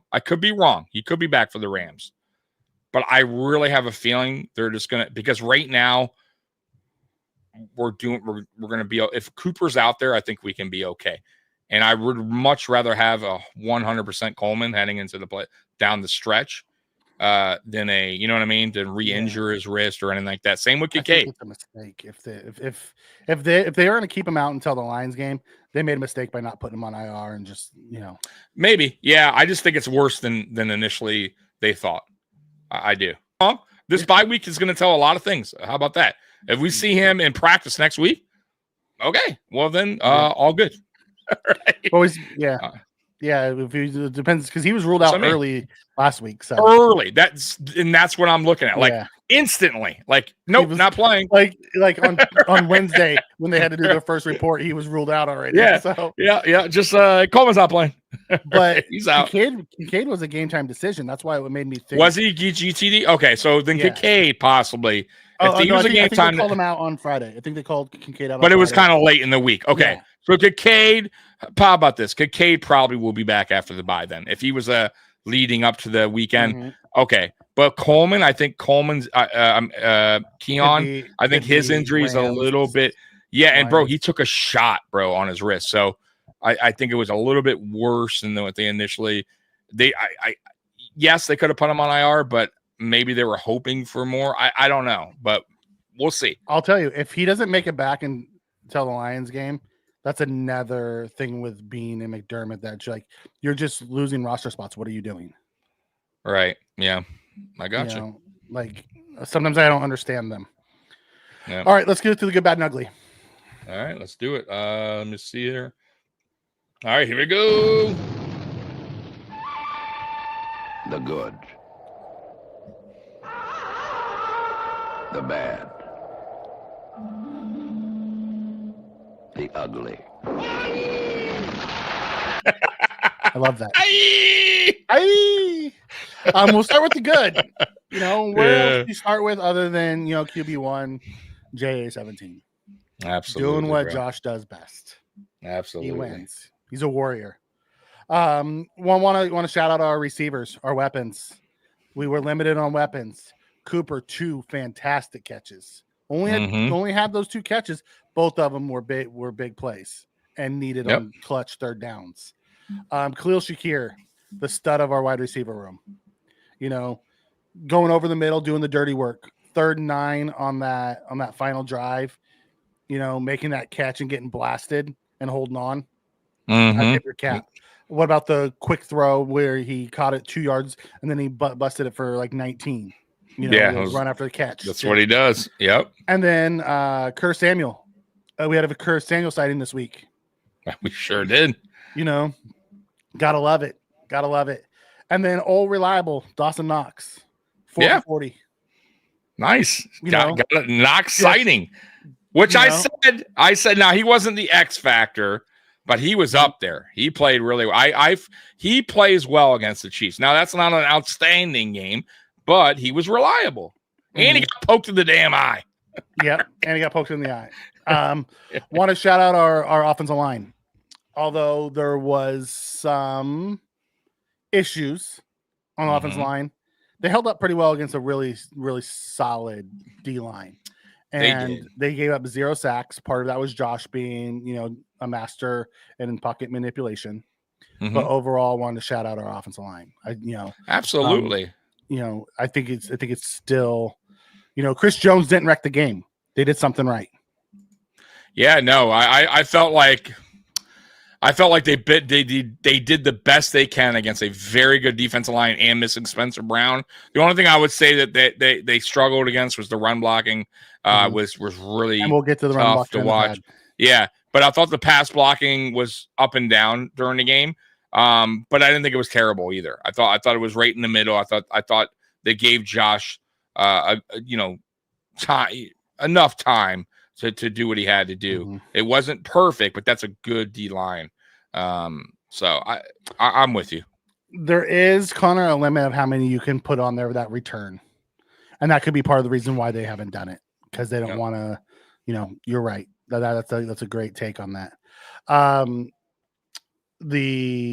Joe Brady's going to end up on both the good and the bad. Joe Brady's concepts in the second half, his adjustments were great again. Yeah, absolutely. He started out a little bit faster this week, so I want to give him credit there. His third down calls were fantastic. and we'll get to his first and second down calls in the bad. Mm-hmm. But wanted to go there. On the defense side of the ball, start off with Bobby Babich. He started off quick, made the adjustments at halftime, and ended quick. Outside of that one drive where they just cut through us like butter in that 10-play, 70-yard drive, yeah, he called a fantastic game plan against the Chiefs. Yeah. Yeah. I got to give him credit for it. Then we go to our defensive line. Vaughn got another sack, put a bunch of pressure. Patrick Mahomes was pressured in 46.9% of his dropbacks. And we said that we had to do that in that game. Remember? That was one of the keys. Pressure on Mahomes. Yep. You have to put pressure on Mahomes. 40 is either 49.6 or 46.9. Can't remember which one it was. But percent of his dropbacks he was pressured on. That's the defensive line doing the job. You saw all of them across the board. You saw Epinesa, doing his thing, knocking balls down. You saw Groot and Vaughn, and even Casey Toohill, setting the edge. They stayed lane disciplined and collapsed the pocket, and then we had a spy on them. Yep. And then you saw our internal guys, Daquan and, Austin Johnson and Ed Oliver and, Q and Phillips all did, did a good job against the run for the most part too. So yeah. Yep. When you're giving up less than, 300 yards in a game, you're doing fantastic. Absolutely. Our linebackers, the defense is all going to be on the good. Our linebackers, Bernard and Williams played fantastic. Yeah. Our secondary, 3 of the 4 were on the good. Can you pick the one that wasn't on the good, Tommy? Can I pick one that wasn't on the good? Pick the 3 good secondary guys. Well, I would say, obviously, I think Benford did really well. Yep. Held his own. I thought Rasul played well. Yep. I would say DeMar's not on the list. You are right. Taylor Rapp, and I'll explain why. Taylor Rapp started the game with a pick. Gotta give him love.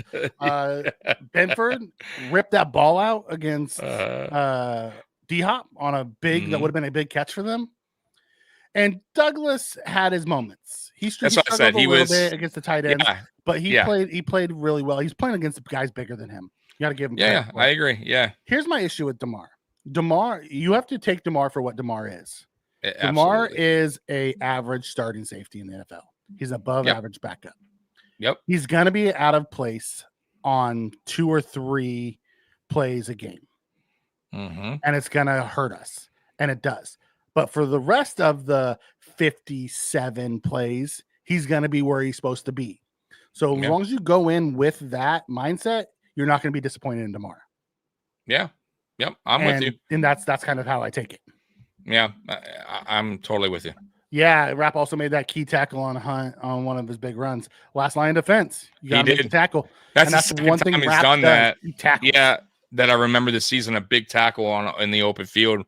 The other was against Breece Hall against the Jets, which led to a field goal.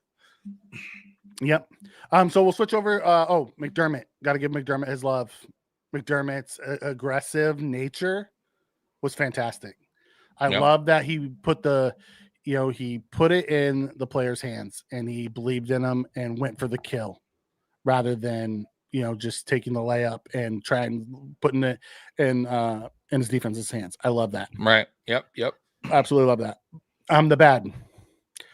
We'll start with Josh because Josh is on both. He missed a couple layups. One big one to Morris. He did. It was right after he got hurt. Right after he had to go his wrist checked out. Yep. And normally he lasers that in a little bit more. He tried to float it and he just underthrew it. Yep. He also missed a couple quick screens that could have been big plays. Oh, the one that hit the ground. Yep. And it's because he didn't get set. Rushed it. And it's because of the pass rush that was coming in. He read blitz, tried to get out there quick and misfired. And he had a couple of those where he missed guys. There was also a couple plays where I saw that people were talking about him missing wide open guys, but it was all about progression. Where he was in the progression when they came open. Right. So maybe Brady needs to flip progressions for Josh moving forward. I'm with you. Other bads. Epinesa. Although I love that you were sticking up for your guys, 2 15-yard personal fouls. Can't have it. Yep. I agree. Can't do it. Trying to think other bads. Oh God. Nope, that's gonna be ugly.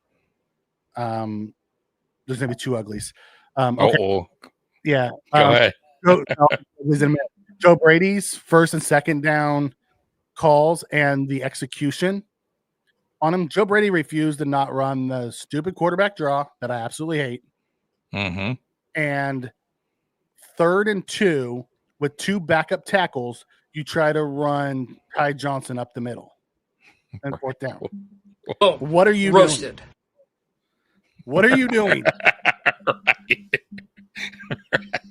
Come on, be better. Right, Ty Johnson. Why would you? What are you? 3rd and 2. You have to be better than that. Now, some of the early stuff where we were getting 1-2 yards in the run, you have to stick with the run. I appreciated that part of the game plan. Mm-hmm. Execution has to be better in the run game. Our offensive line got 0 push. 0. They got their ass kicked in the run game. Boom. They were roasted. Bad. They were bad in the run game. They were real bad in the run game. Yep. So and that's about all the bad I had. There wasn't a ton. Now we have 2 uglies. One, Tyler Bass. You cannot miss extra points, especially in games against KC. Right. Boom. Roasted. We get a pick. We go right down, we score, and then you miss the extra point. Right. Yeah. Unacceptable. Can't do leaving. That. That's your 4th of the season. I am a stickler. You know this, Mike. It's like one of my pet peeves in football in general. You can't leave points off the board. I don't care if it's an extra point, 1, 3. Bro, that's your one job is to kick field goals. How are you missing this many extra points this year? That is 4. It's not good, bro. Like, you got to correct that shit. I don't know what is going on there, but you need to make your extra points. Plain and simple. 1, maybe 2 a year, I can live with. Fine. It happens. 4, and we're not even done yet. We're 6 games left. Unacceptable. Yep. Got to clean that up, bro. Got to clean that up. I'm with you on that. And we'll get back to this question Lewis has. Yeah. Okay. Because I want to touch base on that. Connor comes in and says leaving Xavier Worthy open all day was bad. It was schemed. There's not a lot you can do. They got a couple times we got linebackers on. We got lucky. We got lucky on one play. I don't know what the hell broken coverage. It's not scheme. So if you wanna kill the secondary for 2 broken coverage guys, I mean, go ahead if you really want to. Right. Knock yourself out. I'm not gonna kill him for that. At the end of the day, he's really fast. He's really fast. He outran guys. 4.2 guy. The guy's outran Dorian, and then we got stuck in a man situation where I think it was Douglas trying to chase him down on the sides. Let me tell you, man, they use him right there. He made a mistake though in that game. Big mistake because that he didn't get another and he target again. Never again. That's gonna happen. I'm telling you, these quarterbacks like Josh Allen, same way as Patrick Mahomes. Man, you fuck them up. They're gonna probably ignore you for a couple. A quarter. He didn't get another target after it. Yeah, especially being a young buck. But it's also like his 3rd time he's done that. Yeah. You got to get better. Got to do better. That costs you games, man. So, and then the other ugly was the challenge. McDermott came out and talked about the challenge today. They said upstairs they get the broadcast view. So he thought he saw something. I guess I didn't see shit. I saw he it, bro. He saw something. How did he see something? We all saw the same, bro. I saw Mikey. Normally, I'll be like, why part of the ugly. Yeah, normally, I'm just saying. Normally, I'm like, like I'm very like on. Like I'll be like the D Hop one. I'm not D Hop. The Amari Cooper one. I kind of understood that challenge. Like it could have went either way. It was close. Even Cooper was like, it could have went either way. Like I got, because they asked him about that if he felt like he was, had control inbound, whatever. But that played a fucking, what was it, D-Hop? Bro, that shit was. It was a 6-yard out early in the game. Why the hell are you challenging that? Early in the game, right? It wasn't even a first down. It wasn't even for, and it was so clean though. There was nothing in that play that suggested that the ball never moved. It clearly, like, I didn't understand it, bro. I was like, what are you doing? I don't. So I'm just telling you what he said. And if that was John Perry, that was his first fuck up of the year. Like that was I think it was John Perry who. Yeah, that was a terrible. Yep, and it's part of the ugly. So that's the good, the bad, and the ugly. Man, nice, man. I'm Prison Mike. That's right. Okay, I want to get to Louis' question because I told him I would. Yeah. Let's a lot of media keep saying that Josh lost those 3 playoffs games, but that wasn't true. It was the defense. Not only that, but they show a stat that shows, the 4 regular season wins versus the 3 playoff losses, right? And it shows we give up 20 points during the losses in the regular season. We give up 35 in the playoffs. We scored 26 in the regular season. We scored 28 in the playoffs. We score more and give up like 15 more points in the playoffs. They put that stat up and they never talk about it. Yeah, it's not good. And the only person that talks about it is Rex Ryan. He said Rex Ryan says Josh Allen has never lost to Patrick Mahomes. The team has. It wasn't Josh Allen's fault. Absolutely. And but listen, if we never win a Super Bowl with Josh Allen, I will go down on my thorn. I will go down saying it wasn't Josh's fault. No, I won't. Because you live in prison. I will not. I will not. Listen, man. Listen, at the end of the day, this defense has it's gonna fall on McDermott. Yeah, the defense and McDermott. Yeah, if we don't win a Super Bowl, it definitely has nothing to do with. I don't care. Listen, I don't buy into that whole. I don't like the whole narrative when they talk about players that haven't won Super Bowls or players that don't achieve in the play, whatever. Like when they go, this guy can't get it done. It's like, bro, it's a fucking team game. This isn't boxing. He walked off the field with 13 seconds in the lead. That's what I'm saying. Like in general, I'm just saying in general. Unless you're the only way that the only way I can go with that term, like when someone says this player, is terrible, like he's whatever in the playoff. If they're god awful, like I mean every single outing, you know what I mean? Like if they're just a nightmare in the playoffs, like intercept, fumble, fine. Then I can go. You know what? Yeah, Lamar Jackson he just can't get it done in the playoff. You know what I mean? If it's his fault, like he's just a turnover machine, fine, I'll go with that. But that's not the case usually. The case is it's a team game. A lot of the time, bro, it just doesn't go. It's hard to get to a Super Bowl. Things got to go right. Your whole team has to play as a whole team, right? They got to do their job. And unfortunately for the Bills, it's been primarily the defense that has let this team down in the playoffs. The offense has pretty much done their job, except for maybe, I would say, the Cincinnati game, and I would say the first Chiefs AFC Championship game that we played in 2020. I felt like that was overall team bad game, overall team loss, and the Bengals. Other than that, every other game has been on the defense. Terrible. So that's my no, I'm with you. The only way you can truly say one person lost the game, combat sports, golf. Combat and golf. Just them. It's just them. They're the only ones that can fuck it up. Exactly. I mean, I guess if you're a pitcher, you could give up a bunch of home run balls, and then it's kind of on you. It's true too. That is true too. For the most part, you're right. Pitcher, I never thought about that. You're right. A pitcher can fuck up, can blow a game, or a saver. Right, a guy comes in, right? He has a 2-run lead, right? And blows it in the ninth. Yeah. DG comes in and says, "Defense, not coaching." Absolutely, defense and coaching, not Josh. Yeah, I agree. Absolutely. Nobody, bro. Go. I always tell people, that hate on Josh and Josh can't get it done. But I'm like, bro, have you seen his fucking stats? Have you seen what he does in the playoffs? The guy has records, and they're not for being bad, right?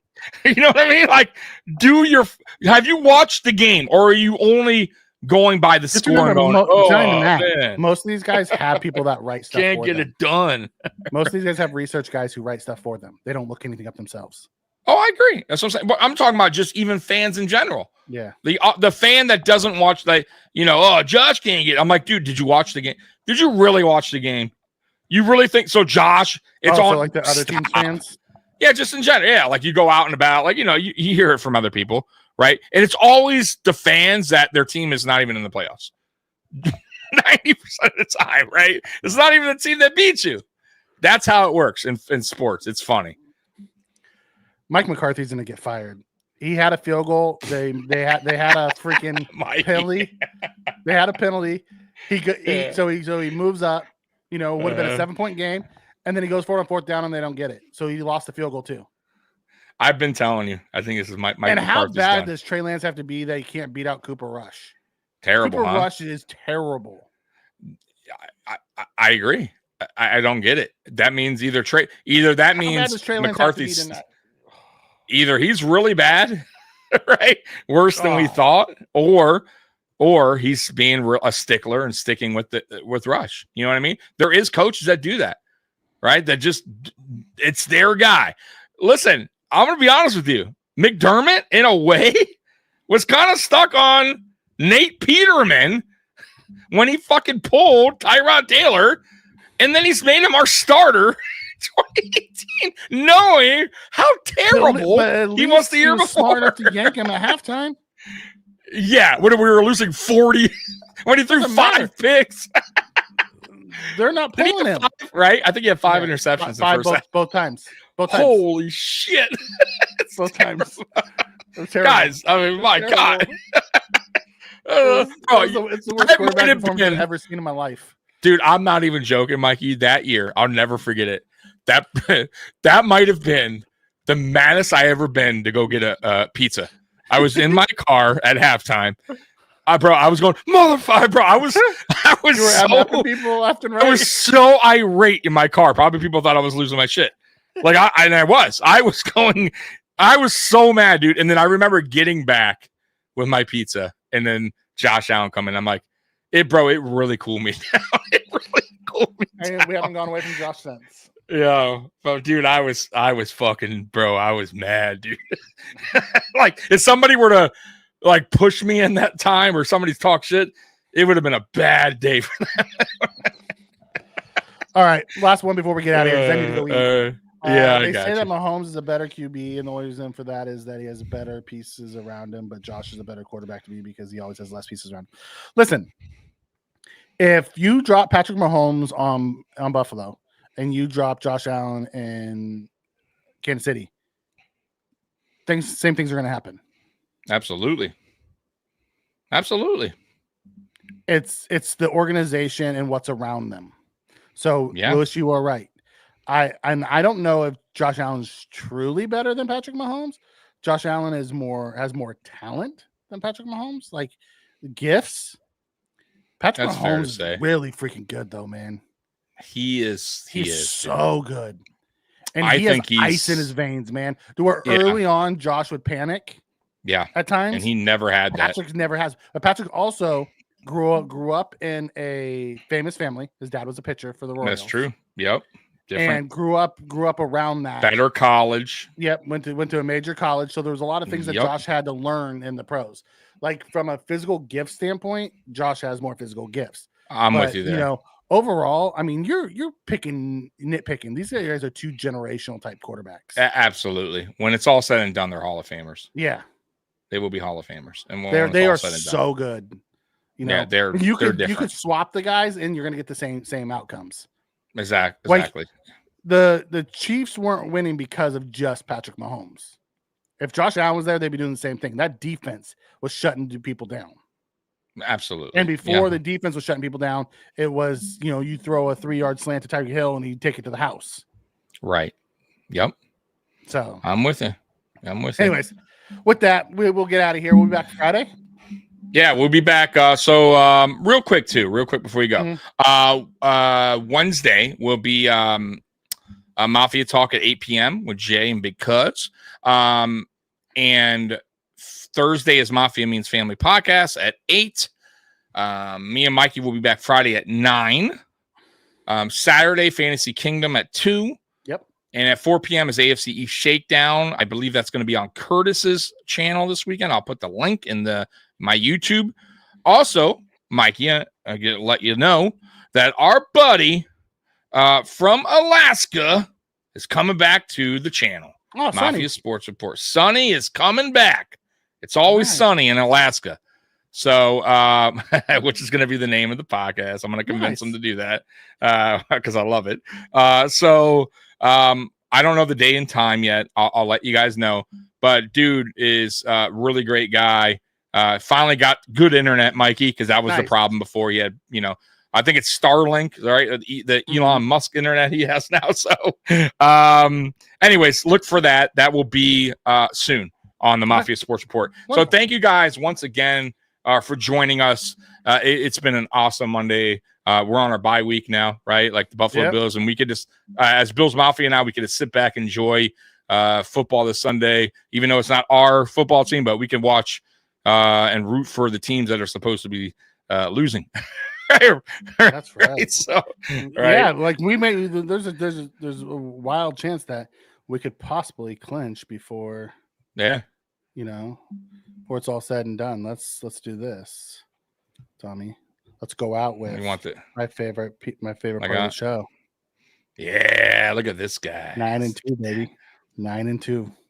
9-2. High five. Yeah. High five. All right, guys. So we're out of here, man. Bills Mafia, we love you. And as always, go Bills. We're out. Peace. Mikey, go Bills. Go Bills. There you go. Later.